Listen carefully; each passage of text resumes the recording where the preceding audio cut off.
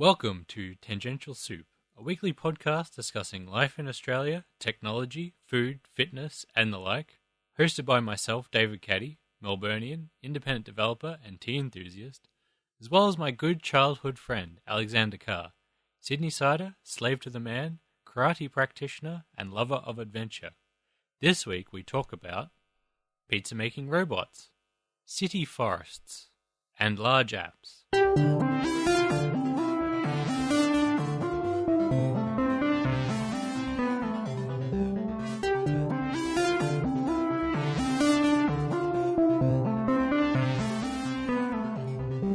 No follow-up today, so moving on to our first topic. I sent you a short video about a pizza-making robot, a new venture that I thought was quite interesting. Did you see that, Alex? Yeah, the way they talk, it's really just more about putting the robots in kind of a production line in the sections where humans aren't really necessary. So I think one of the big points of the video, from what I gathered, was that there are certain things that robots will never be able to do as well as humans, or at least certainly in the near future, and that is tasting food, preparing recipes, and knowing what the best recipes are. And really, just the robots in this particular situation have been just basically put in to put pizzas in the oven, spread sauces on bases, and very little else. But it's still very interesting. And the way they have a business model where they have a truck that drives around to various residents and actually warms the pizza up before they arrive, I think that's very good. Yeah, like the mini ovens inside the van. Yes, yeah. I found that incredibly interesting too. I don't know how you could make that economically viable. It seems like that truck would be what, in the hundreds of thousands to outfit and have a decent truck? Well, that was my thought as well. And another thing is, when they were kind of pulling the pizzas out of the ovens and onto those little boxes, which didn't really seem to have any kind of rims to them, my first thought was, what if you drop the pizza? You've got to go back to the store and get another one, and then you're running this expensive truck back to the store to grab another pizza, and suddenly this person has a pizza that's half an hour or to an hour late. Yes. So to explain this just a little bit more, this is an operation called Zume, Z-U-M-E. It's a new pizza delivery service and company. I can't actually remember where they're operating out of, but somewhere in America.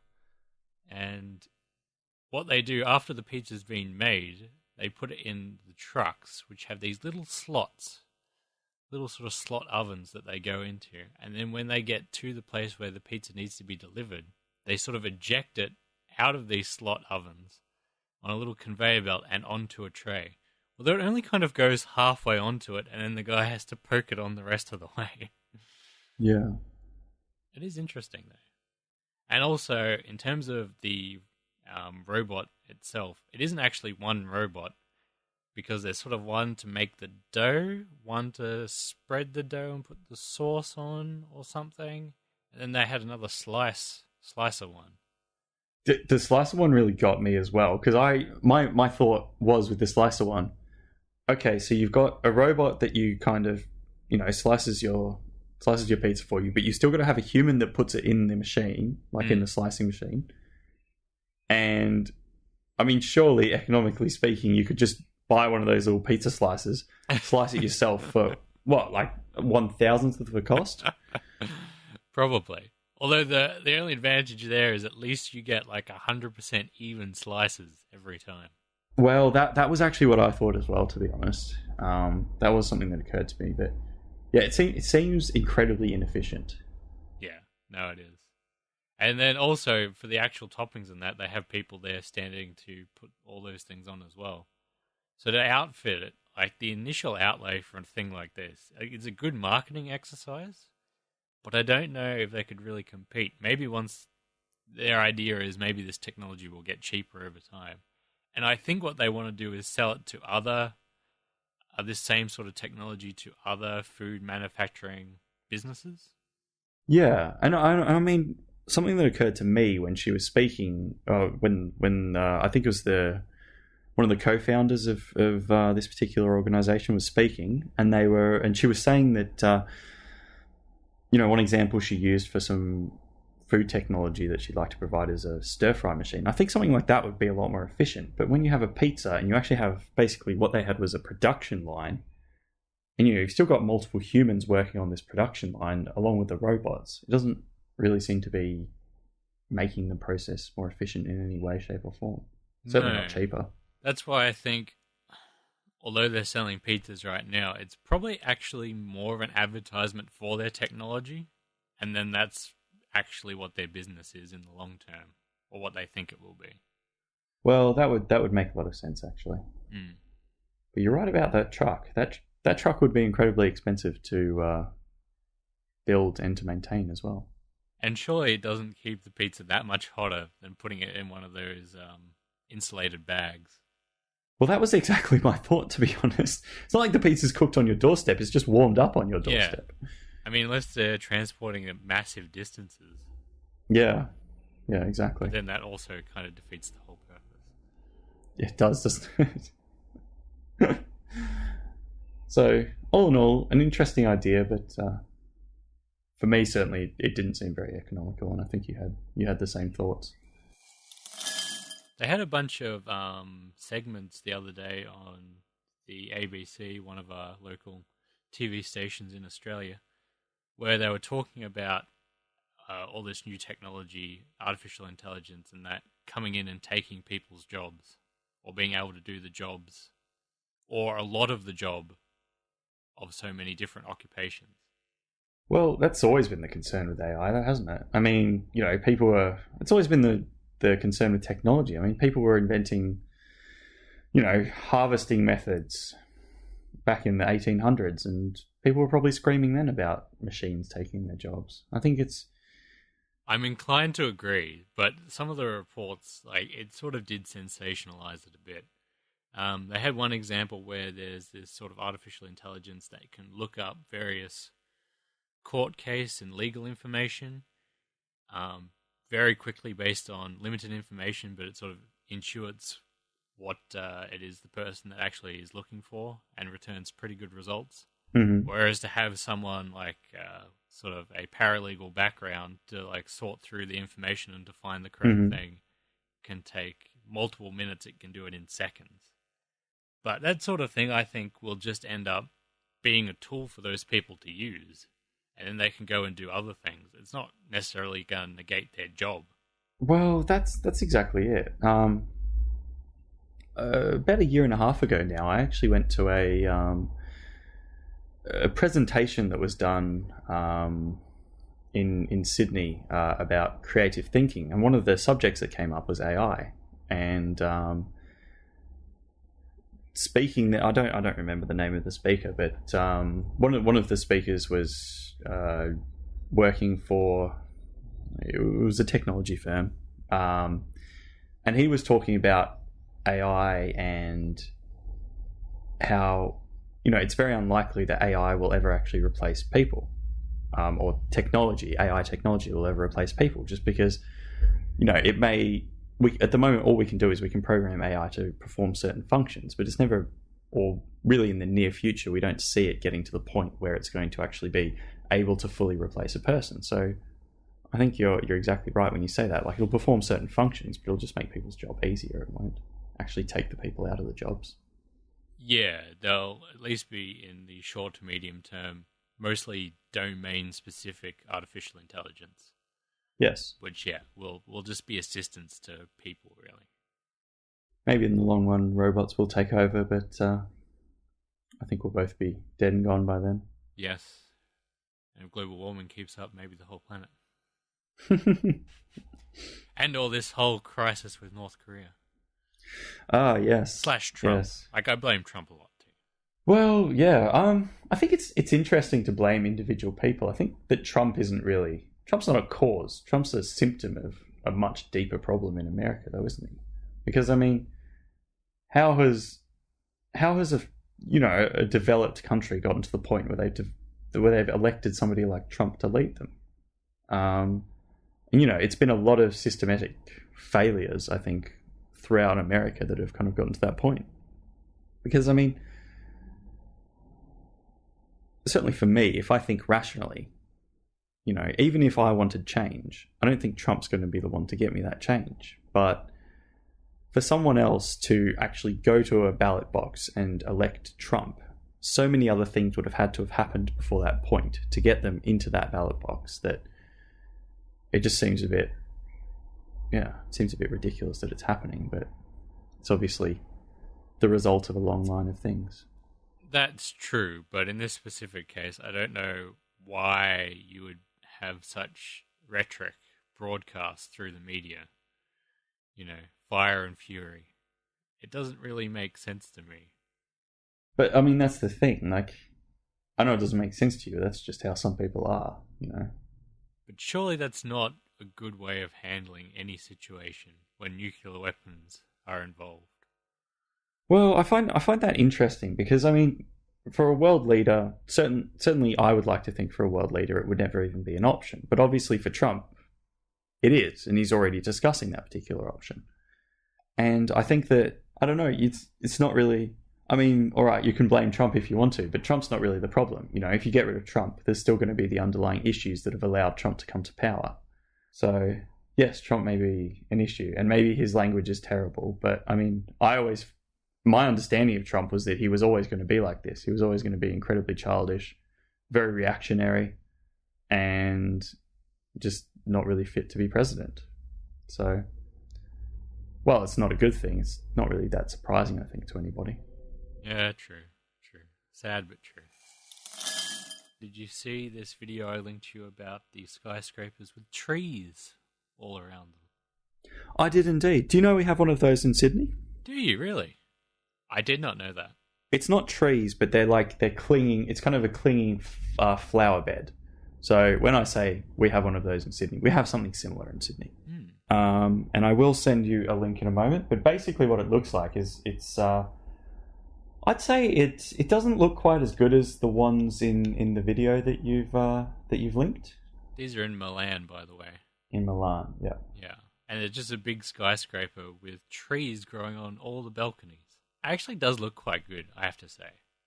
The maintenance on it must be crazy, though. I know they showed all the people descending down on ropes and doing various trimmings and that. Yes. There must be so much leaf litter on the ground. Yeah, well, that was something that struck me as well. The maintenance of those particular buildings. Because one of the things, as you said, was they were kind of going down and they were trimming the trees as they abseiled down the side of the buildings. And I mean, while that's good and all, you then have to have someone who actually does that. Probably several people who do that as a full-time job and maintain these buildings. Which, yeah, does actually kind of make you wonder, doesn't it? What it'd be like underneath them if it's just covered in leaf litter.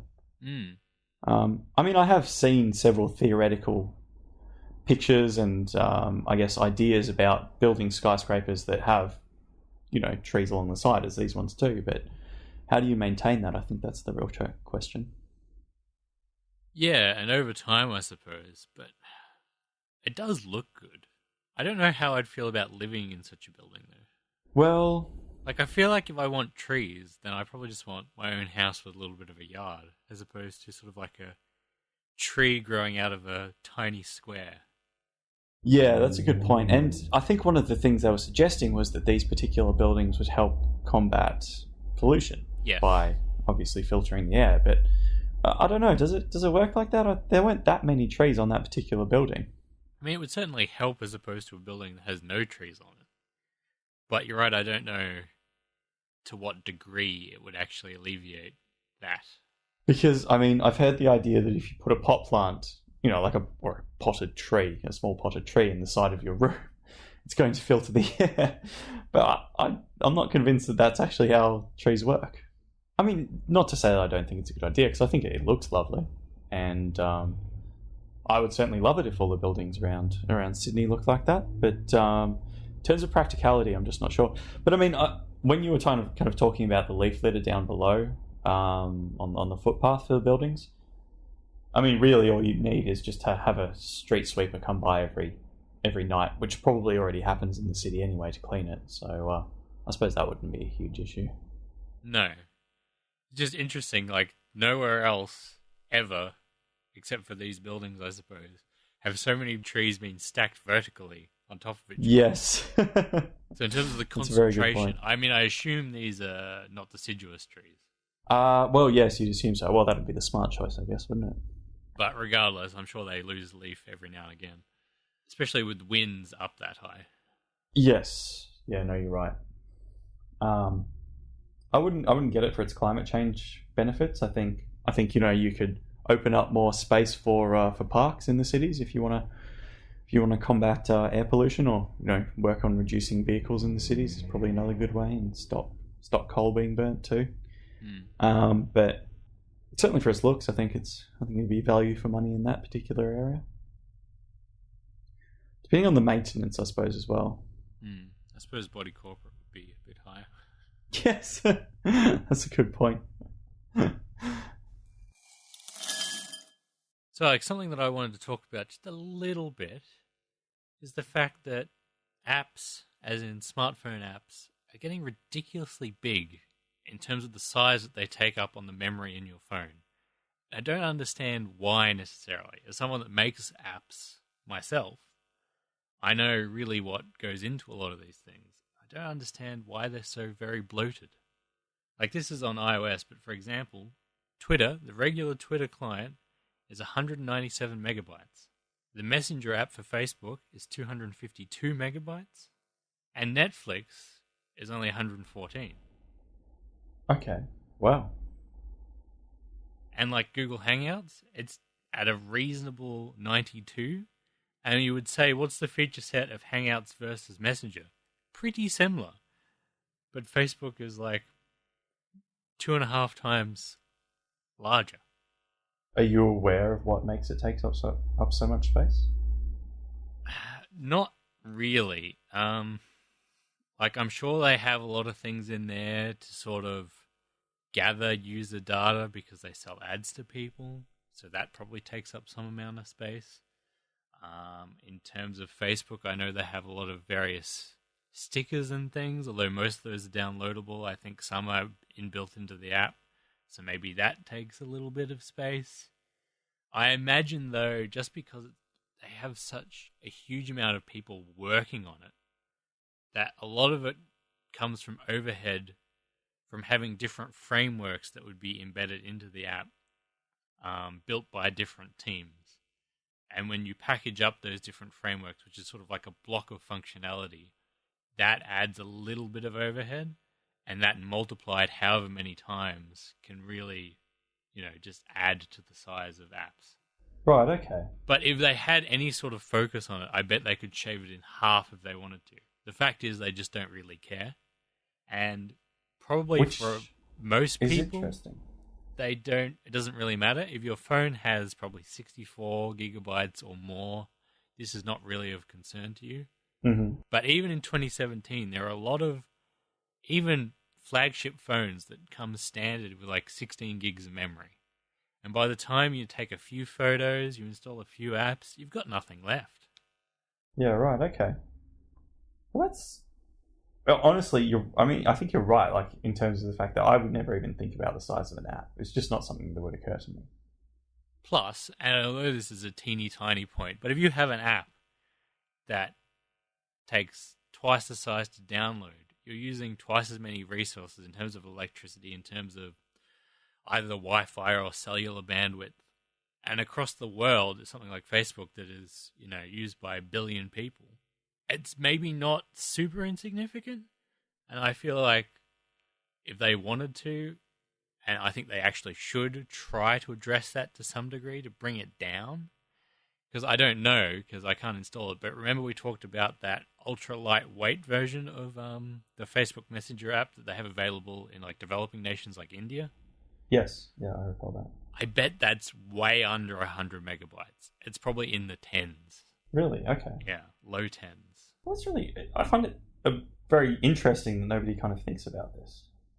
I mean, obviously, Facebook are aware of the size, but that they haven't done anything to address it. Well, as you said, like, it's not an insignificant thing. No, it's not. And on iOS and that, they have various technologies where you can download different components sort of after the fact. So, if you weren't a user of particular features, they could totally do that. I mean, maybe it makes it a little bit more complicated to use, but they could also do it seamlessly in the background, probably. Yeah. There's a lot of ways a lot of things they could do to address this. And I really think they should. No one thinks about it. And yeah, they used to think about it back in the day when there was a limit. I can't remember what it was. It might have been 50 megs that, on iOS at least, you couldn't download an app that was larger than 50 megs on cellular. Ah, right, okay. And now I think you can, but you have to okay it. But for a long time there, everyone really tried to get their app under 50 megs. But I guess when they started blowing past that, then they're like, oh, we have no incentive whatsoever to keep it small. So if it goes to 200, 300, who cares? That's a good point. Once you've crossed that threshold, you might as well just go way beyond it. Yeah.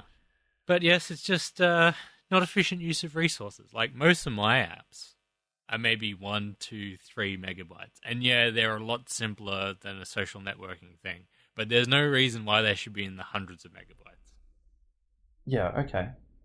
It's interesting that you think about that because, wouldn't it... So basically at this point, though, there wouldn't be much benefit for someone, or at least a larger company that's making an app, to create a smaller app. Well, yeah, that's the thing, right? There's probably no real benefit on their side as on the company side, and it's going to create a fair amount of work. The benefit only comes on the user side. When we were trying to install StarCraft the other day, and it's like 23 gigabytes or something. Yes, but it becomes playable after. Yeah, well, at least that's sort of an acknowledgement that the size of the game is freaking massive. That they have it, that you don't need to download all the textures to actually be able to start playing it in the first place. You only have to download, I don't know, what was it, 2, 3, 4 gigabytes before you could actually start playing it? Yeah, about that. Yeah, I think so. But it's still huge, and they've gone, well, we can't have a game that takes 23 gigabytes to download even in 2017. Some people, like I was at my parents' house, and we have the NBN, which when it's working is actually pretty quick. I think I managed to download it in 20 minutes or something. But I know for you, it took that long to even get to the playable stage. Yes, it did, yeah. And yeah, Australia's maybe not at the super cutting edge of internet connectivity, but there is a lot of nations worse than us. And so if you think about it, that's another reason why, that's the main reason why Facebook have their stripped down version available in developing nations, right? Not only because the app, while you're using it, takes a huge amount of data to actually use, but to get it onto the phone in the first place takes a huge amount of data. And the networks over there are both slower, but also the rates for usage are a lot higher if you want to use that sort of thing. So that's why they do make these specialized products, as opposed to just addressing it globally, which I think would be more responsible in a sense, even though I know these resources are maybe not that precious at this point in time. All interesting points, David. Yeah, I don't really know what my point is, other than I find it annoying when something doesn't have to be so big that they just cram stuff in there and they don't seem to care. Especially also because Facebook are on this weird cycle that every week they have an update for their app no matter what. Half the time it seems like it changes nothing.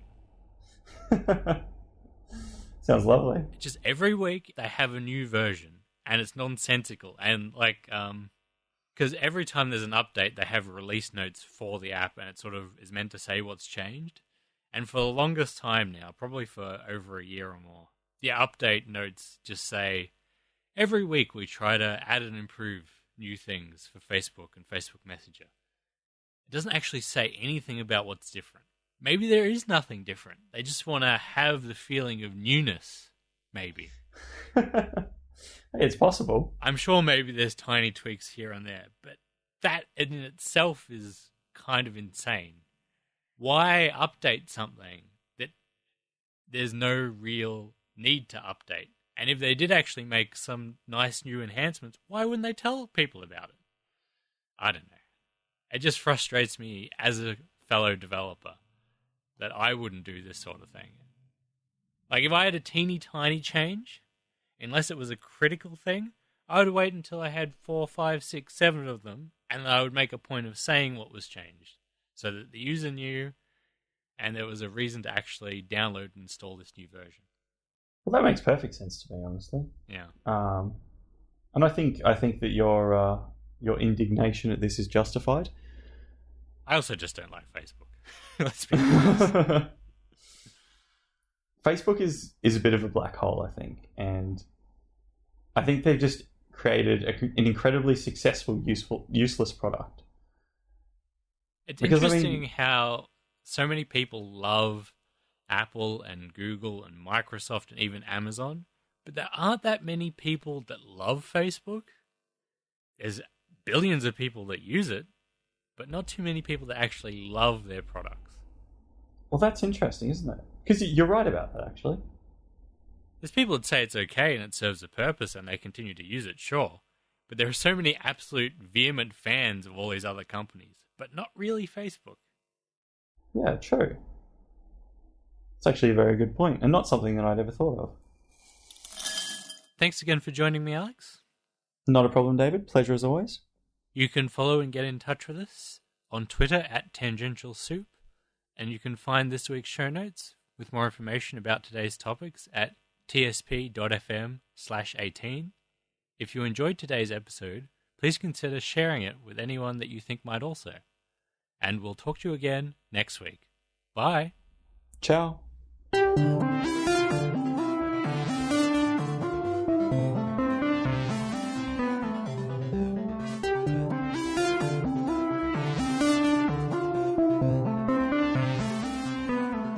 So, Alex, I bought you a teeny tiny Cheerson CX-10 quadcopter, a remote-controlled drone that I thought would be fun to play around with. It's only $20 off eBay. How'd you go with that? It was really cool. It was really cool. My first experience flying it was in the office. Oh, yeah. And I crashed it into the roof, and then I crashed it into somebody's desk, and I thought it's probably not the type of toy that should be played with in the office, so I stopped. And my second experience flying it was actually in the park, in Hyde Park in Sydney. So that was a lot better. I took it out. It seems to be fairly resilient because I still managed to crash it into a few trees. I haven't quite mastered the steering of it yet. It still seems to always drift to one side. Like it seems to have a forwards and a backwards that I couldn't really get the hang of, but it's incredibly hardy and awesome fun. I did try flying inside as well, which wasn't so good. I haven't quite mastered the whole just getting it to hover in one place yet. It still moves around a bit, so I'm not really sure how to fix that, but I guess just keep playing with it and figuring it out. It has a few controls on the remote control, and I don't really know what they do.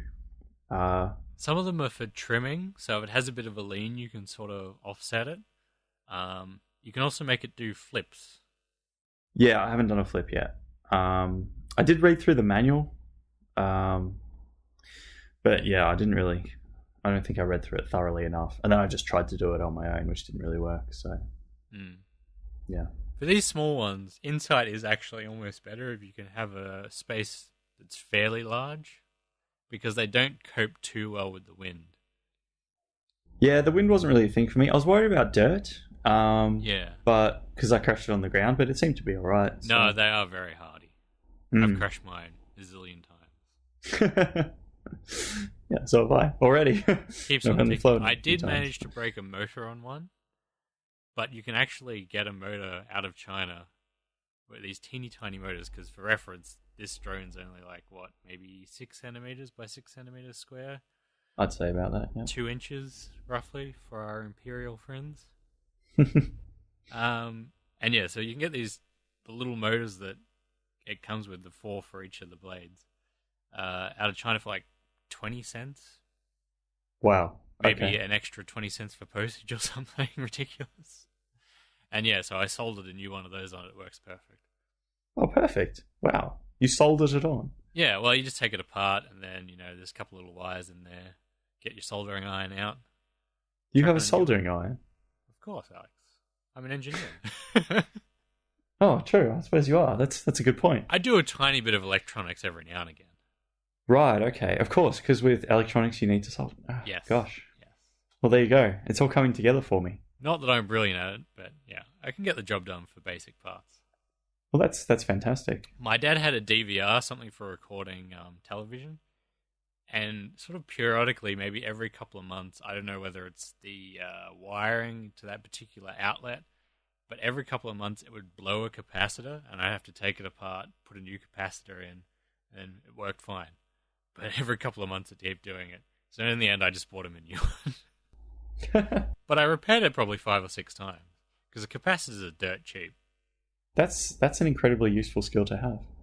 And it's also good with a capacitor. Well, the fairly large barrel ones, they have like this little cross hatching on the top of them. Mm-hmm. And they go bad when it sort of starts bulging up. Yeah. So it's really easy to do a visual inspection and go, yep, that capacitor's bad, take it out, swap it over, good to go. Wow, that's fantastic. If my drone breaks, I don't know, I'm going to be in trouble.